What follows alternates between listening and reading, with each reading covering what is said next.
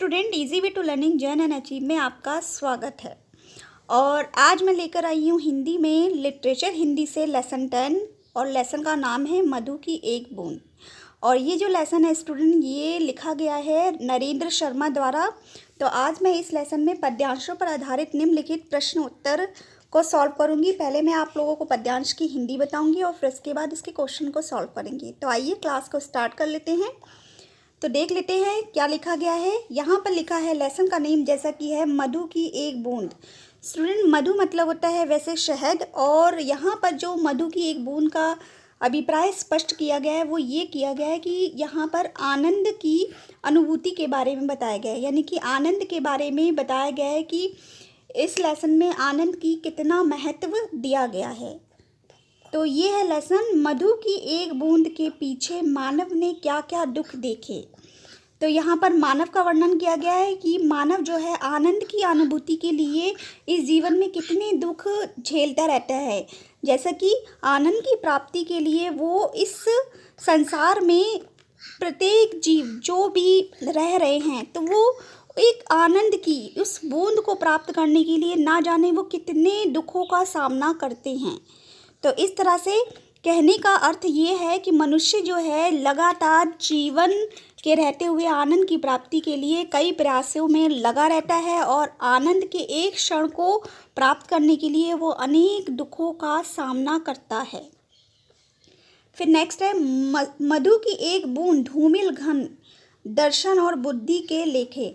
तो मधु की एक बूंद का मतलब है यहाँ पर आनंद की जो एक बूंद है, धूमिल मतलब होता है जो दिखाई नहीं दे रहा है, सही से नहीं दिखाई देता है। घन जैसे बादलों के जब बादल होते हैं वो काले बादलों के पीछे छुप जाता है, तो इसी तरह से ही ये जो आनंद है वो काले बादलों की तरह कहीं दुखों के पीछे छुपा रहता है। और इसे प्राप्त करने के लिए बुद्धि और दर्शन जो यहाँ पर लिखा गया है, दर्शन और बुद्धि के लेखे, यानी कि बुद्धि और दर्शन इस आनंद की खोज में लगे रहते हैं। और अभी तक इस संसार में सही रूप से जो इंसान है वो अभी तक आनंद की खोज में सफलता प्राप्त नहीं कर पाया है। आज भी वो कहीं ना कहीं किसी ना किसी प्रकार से असंतुष्ट रहता है उस आनंद को पाने के लिए। फिर नेक्स्ट देख लेते हैं सृष्टि अविद्या का कोलू यदि विज्ञानी विद्या के धंधे। तो यहाँ पर सृष्टि यानी कि संसार जो है अविद्या यानी कि विद्या के अंधकार में या अज्ञान में वो कोलू मतलब होता है जो कोलू का बैल होता है जो कि बिना जुताई करता रहता है, दिन रात वो मेहनत करता रहता है, मेहनत करवाते रहते हैं। उसी तरह से इंसान भी वो दिन रात उस आनंद की प्राप्ति के लिए कोलू की बैल की तरह काम करता रहता है। विज्ञानी विद्या के धंधे यानी कि विज्ञानी मतलब होता है जो ज्ञानी हैं, जो विद्वान हैं, उनके मन में जो विद्या के धंधे मतलब होता है अहम भाव उत्पन्न हो गया है। जो विज्ञानी होते हैं, जो विद्या के ज्ञाता होते हैं, कहीं ना कहीं उनमें अहम भावना आ जाती है, तो वो भी उस आनंद की अनुभूति को प्राप्त नहीं कर पाते हैं। तो यहाँ पर नीचे लिखा है मधु की एक बूंद बिन कैसे जीव करे जीने के धंधे।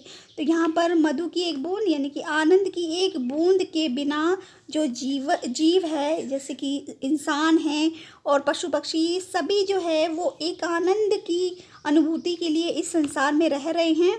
तो वो कहते हैं कि वो जीव जो है आनंद के बिना इस जीवन को कैसे जीने के लायक बनाए। तो बिना आनंद के ये जीवन को जीना व्यर्थ है। तो कवि यहाँ पर यह कहना चाहता है कि आनंद के अभाव में यानी कि आनंद के बिना मनुष्य जीवन को जीने का संचालन कैसे कर सकता है। कहने का भाव ये है कि खुशी और आनंद के बिना मनुष्य जीवन में सफलता प्राप्त नहीं कर सकता है। किसी कार्य के करने के बाद यदि मनुष्य को आनंद का अनुभव ना हो तो उसे प्राप्त करने की कोई प्रेरणा ना हो तो व्यक्ति मार्ग में ही थक कर बैठ जाएगा। तो यहाँ पर ये वर्णन किया गया है कवि के द्वारा कि आनंद को कितना महत्व दिया गया है कि बिना आनंद के हम किसी भी काम को नहीं कर सकते हैं। अगर हम पढ़ना चाहते हैं तो हमें अपने विषय में आनंद मिलना चाहिए, हमें ये लगना चाहिए कि ये विषय जो है वो बहुत ही सरस है, बहुत ही सरल है, बहुत ही इंटरेस्टिंग है। तभी हम उसकी तरफ ध्यान देते हैं और उस विषय को जानने और समझने की कोशिश करते हैं। तो यहाँ पर कवि का तात्पर्य ये है कि जब हमें किसी भी विषय या किसी भी काम में आनंद की अनुभूति ना मिले तो वो जीवन और वो जो काम है व्यर्थ है। तो आई होप स्टूडेंट आपको ये मधु की एक बूंद जो कि नरेंद्र शर्मा द्वारा लिखा गया है, आप लोगों को ये लाइनों के अर्थ समझ में आ गए होंगे। आइए हम क्वेश्चंस को देख लेते हैं। पहला क्वेश्चन है जो कि मैं आपको बता चुकी हूँ और आप सॉल्व भी कर सकते हैं कि उपयुक्त पद्यांश के कवि का नाम और रचना का नाम। तो कवि का नाम है नरेंद्र शर्मा और रचना का नाम है मधु की एक बूंद। प्रस्तुत पद्यांश के माध्यम से कवि क्या कहना चाहता है? तो प्रस्तुत पद्यांश के माध्यम से कवि ये कहना चाहता है कि जो इस संसार में मनुष्य आनंद का अभिलाषी है, यानी कि आनंद के लिए ही सारा काम कर रहा है और वो एक आनंद की प्राप्ति यानी कि एक बूंद आनंद की प्राप्ति के लिए वो दिन रात मेहनत करता रहता है और उस तक पहुंचने का पूरा प्रयास करता है। और यदि उसे इस आनंद की अनुभूति नहीं होती है तो वो अपने आप को व्यर्थ और उस काम को व्यर्थ समझता है। नेक्स्ट है क्वेश्चन, कवि के अनुसार किसकी अभिव्यक्ति असंभव है? तो कवि के अनुसार जो है आनंद की अभिव्यक्ति के साथ साथ उस दुखों की अभिव्यक्ति का जो वर्णन है वो असंभव है, क्योंकि एक आनंद की अनुभूति के लिए मनुष्य कितने दुखों का सामना करता है और उस दुखों का वर्णन करना असंभव है। तो यहाँ पर कवि के अनुसार उस दुखों का वर्णन करना या अभिव्यक्ति करना असंभव है जो एक आनंद की अनुभूति तक पहुँचने का रास्ता बनाते हैं। नेक्स्ट क्वेश्चन है, प्रस्तुत पद्यांश में कवि ने किस प्रसंग का उल्लेख किया है? तो आपको समझ में आ गया है कि पूरे प्रसंग में आनंद की एक बूंद का जो है यहाँ पर वर्णन किया गया है कि आनंद ही है जो हर काम को सफल बनाने का एक मार्ग है। तो यहाँ पर आनंद की एक अनुभूति या मधु की एक बूंद का प्रसंग का उल्लेख किया गया है।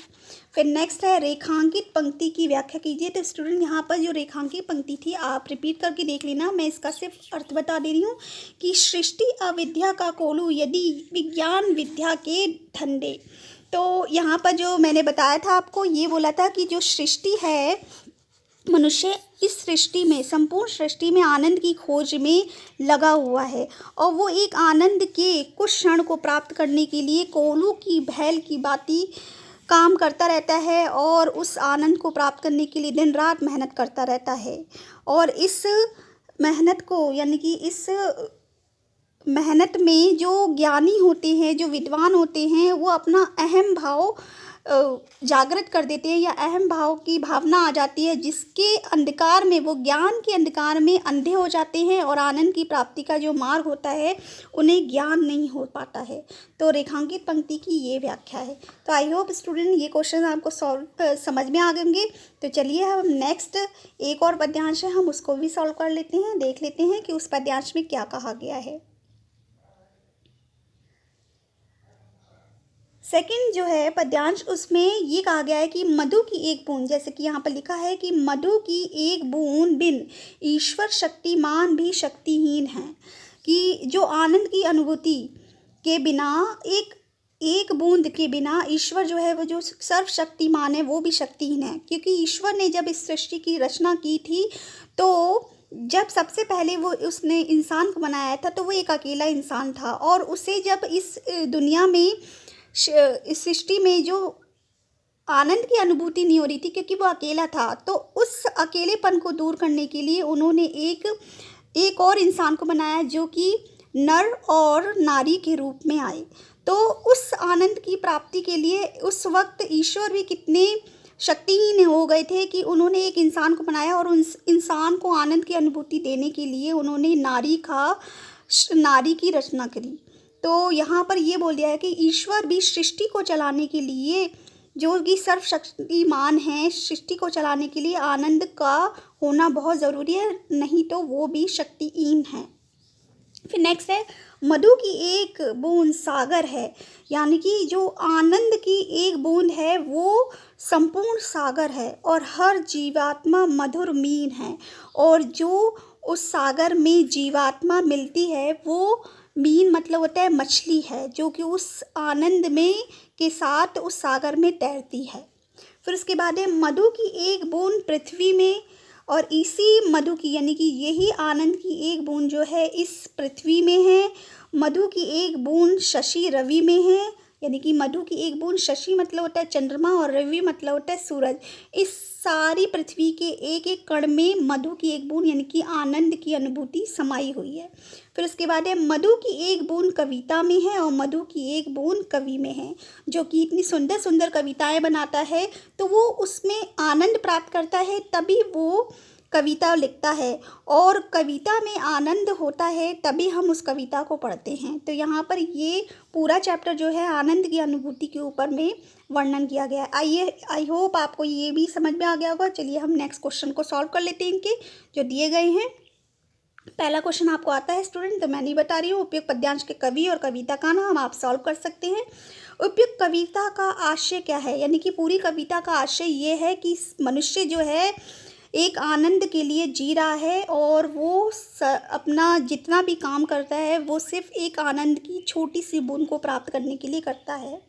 जीवात्मा मधुर मीन क्यों कहा गया है, तो जीवात्मा को मधुर मीन इसलिए कहा गया है कि वो आनंद रूपी सागर में तैरती रहती है मधुरता से। जब उसे आनंद की अनुभूति होती है तो वो जीवात्मा जो है मछली के समान तैरती रहती है, इसलिए वो आनंद के साथ जीवात्मा को मधुर मीन कहा गया है। मधु की एक बूंद के बिना ईश्वर भी शक्तिहीन कैसे हो सकते हैं, क्योंकि उन्होंने जब इस सृष्टि की रचना की थी तो उन्होंने यही सोच के की थी कि इस संसार में लोग कैसे रहेंगे।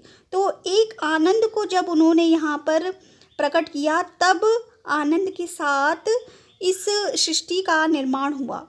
तो ईश्वर भी बिना आनंद के इस सृष्टि की रचना नहीं कर पाए, क्योंकि जब ईश्वर के अंदर एक रचनात्मक प्रवृत्ति आई या फिर ये कह सकते हैं कि आनंद की अनुभूति आई, तभी उन्होंने इस संसार का निर्माण किया। और इस संसार को चलाने के लिए वो शक्तिहीन थे अगर वो आनंद की एक बूंद की रचना ना करते। तो इस ईश्वर द्वारा बनाए गए हर एक कण में आनंद की अनुभूति है, बशर्ते हम उसे किस रूप में देखते हैं। फिर नेक्स्ट है मधु की एक बूंद पृथ्वी शशि रवि में किस रूप में विद्यमान है, तो 3 रूप है पृथ्वी शशि रवि। पृथ्वी मतलब हम इस धरती पर रहते हैं तो आनंद के ही द्वारा पृथ्वी में कई ऐसे कण हैं या कई ऐसे प्राकृतिक संसाधन हैं जो कि हमें आनंद की अनुभूति देते हैं, तो पृथ्वी में आनंद इस रूप में है। शशि मतलब होता है चंद्रमा की किरणें, और चंद्रमा इतना सुंदर बनाया गया है कि उसे देखते ही हमें आनंद की अनुभूति होती है। और रवि मतलब होता है सूरज, और सूरज से आनंद की अनुभूति इस रूप में होती है जब हमें उसकी किरणें जो हैं हमारे चारों तरफ का जो संसार है, जब उस किरणें पड़ती हैं तो वो संसार फलता फूलता है। तो यहाँ पर सूरज जो है एक तरह से रचना करता है, और उसके बाद जब सर्दियों में हमें सूरज की रोशनी चाहिए होती है तो हमें एक आनंद की अनुभूति होती है। तो ये सब आनंद जो है पृथ्वी शशि और रवि में हर रूप में विद्वान है, कि हम उसे किस रूप में लेते हैं, हमें कब आनंद की अनुभूति हो जाए ये हमें भी खुद नहीं मालूम है, बशर्ते हम हर विषय को किस रूप में लेते हैं। अगर हम हर विषय को आनंद के रूप में लेते हैं तो वो हमारे लिए कठिन नहीं होता है, बहुत ही सरल हो जाता है स्टूडेंट। तो आई होप स्टूडेंट आपको ये लेसन समझ में आ गया होगा। और ये लेसन लिटरेचर हिंदी का लेसन 10 है जो कि विविधा से लिया गया है। इसमें कई चैप्टर है, मैंने आज सिर्फ एक इसका पार्ट बनाया है जो कि मधु की एक बूंद है। इसमें और भी चैप्टर है जो कि मैं बहुत जल्दी सॉल्व करके आपके लिए लेकर आऊँगी। तो स्टूडेंट अगर आपको मेरा ये वीडियो पसंद आया हो तो प्लीज़ इसको लाइक करिए, और जो भी चैनल पे नए हैं वो मेरे चैनल को सब्सक्राइब कर ले, क्योंकि मैं ऐसे ही अच्छे कंटेंट आपके लिए लेकर आती रहूँगी। और बहुत जल्दी ही मैं इम्पॉर्टेंस जो वीडियो हैं जो कि लास्ट मोमेंट के लिए 15 दिन में जो भी होगा मैं कोशिश करूँगी कि आप लोगों को इतना बता दूँ कि आपका जब एग्ज़ाम देने बैठें तो आपको ये लगे कि हाँ मैम ने लास्ट मोमेंट में 15 दिन का रिवीजन करवाया था। तो स्टूडेंट मैं बहुत जल्दी आऊँगी नेक्स्ट वीडियो लेकर, तब तक के लिए आप अपना ख्याल रखिए, खुश रहिए, सुरक्षित रहिए। Thank you.